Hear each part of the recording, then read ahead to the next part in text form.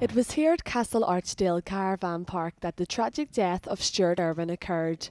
The 19-year-old Newton Butler trainee mechanic was out swimming with friends when he got into difficulty and was swept away by the strong undercurrents. Sam McCreary from the RNLI was part of the rescue operation. We got a 999 call to Belfast Coast Guard.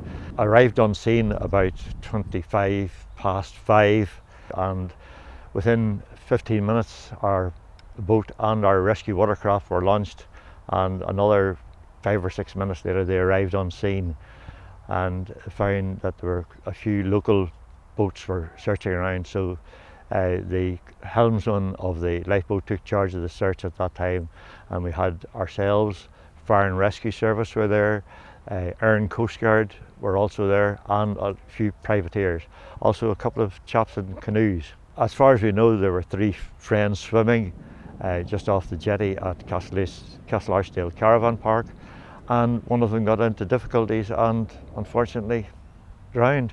We searched on until it became dark, and then we were stood down, and it was in fact the police divers that found the body at 12:30 the next morning.